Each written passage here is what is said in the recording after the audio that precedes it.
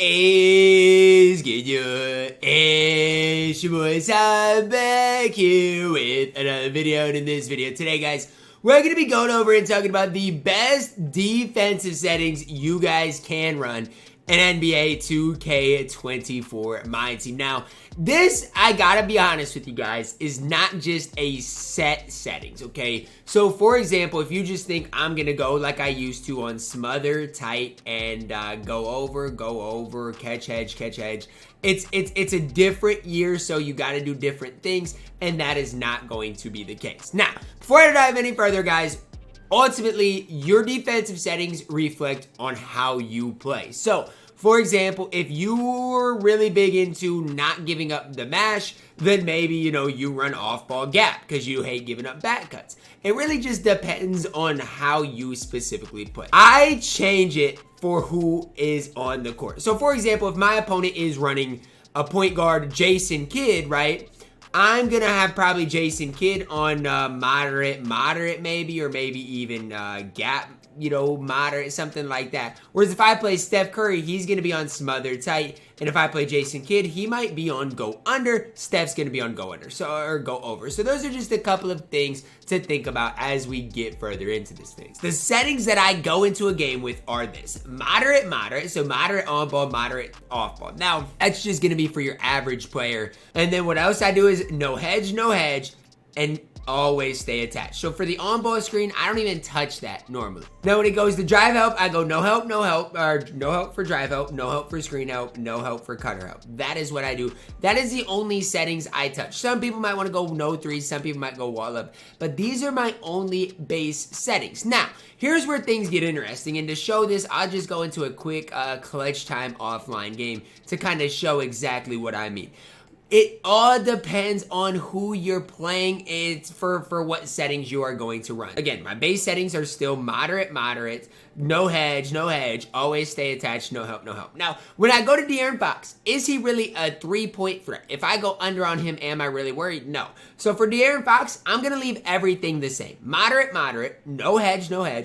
On-ball screen, you could have go over, go under if you want. I'm not personally going to touch it, so for him, I don't really care. Same thing for Luka Doncic. I'm not really worried about him killing me from three, so I'm not going to touch it. Scottie Pippen, again, not real concerned about him for three, not going to touch it. Now, if you play a Magic Johnson, I'd go gap, and I'd go gap. His release does not scare me, and so I'm going under on him as well. Going under. And Andrew Bogut, gap, go under.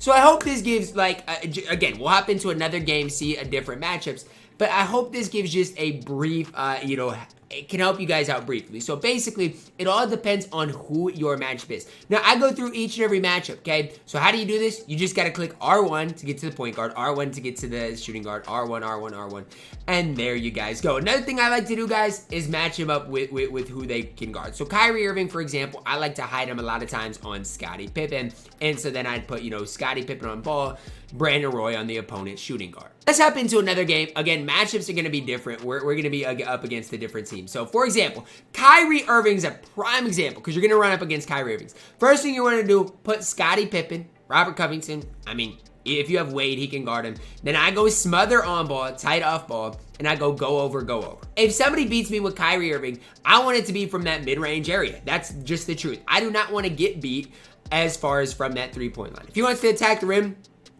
with that layup package, I'll live with it. So that's how I attack Kyrie Irving. Allen Houston, another guy I'd probably go smother tight and go over on, okay? He's a shooting guard that can kill you from the three-point line. Devin Booker, another shooting guard you're probably going to play a lot of. Smother tight, go over. I do that, honestly, smother tight, go over, for basically anybody that has a really good three-point threat. Again, Scottie Pippen, I'm not going to touch anything. Magic Johnson, again, we talked about it. For Magic Johnson, going gap, go under. Marc Gasol, all I would do is go under. His three-point release isn't quick enough for me to be super worried. Am I going to gap him? You could gap and go leave them. I'd probably leave it on moderate. The whole thing with your defensive settings, guys, is it's not just a one setting answer, right? If you want me to be honest. Yes, my base settings are moderate, stay attached on, no hedge, and then no help, obviously, on everything. but it gets way more in depth because one setting doesn't fit all, right? I cannot have the same settings on Shaq as I have to have on Steph Curry, right? And so that's the big thing that I encourage you guys to really look at with defensive settings is you don't even have to use my specific ones for specific players. For example, with Kyrie Irving, if you want to try tight, go ahead. If for Magic Johnson or for Marc Gasol, you want to try gap, leave them, and then go under, try it. Do what you got to do.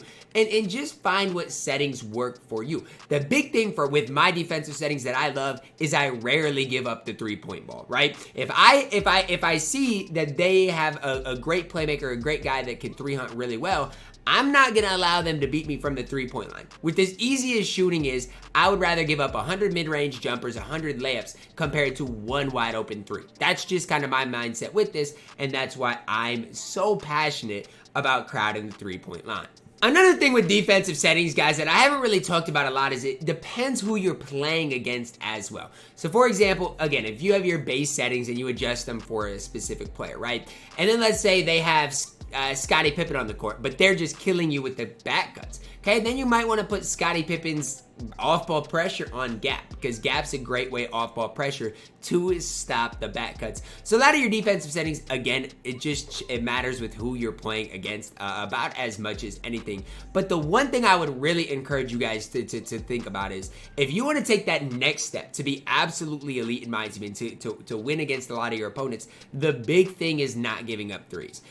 To me, if I give up 10 back cuts a game for a dunk, okay, I'll live with it. That's 20 points. What really kills you is when you give up the 3-point ball. If you can play great defense, the big thing is not turn the ball over, okay? Then you play great defense, not give up threes, you're going to have a ton of success. With stay attached, the reason I have that on is because of X switching. If somebody gets hit by a screen, I can X switch, know my stay attached is going to work, and then they'll just immediately switch, and I'll be moving and grooving. These settings probably will take the average person a little while to get used to, and even getting through them, right? Let's say you go into a game, you do all your defensive settings. It might take you a minute or two to even do them the first time. If you've never done defensive settings like I'm recommending, you're gonna have to go through 10 different matchups if it's MyTEAM Unlimited, normally 10, maybe even all 13, and set settings for each and every one of the players. But the one thing I will say, doing individual matchups has helped me out a ton. This year, guys, defense is different than any other year in the past just because shooting the ball is so easy in MyTEAM.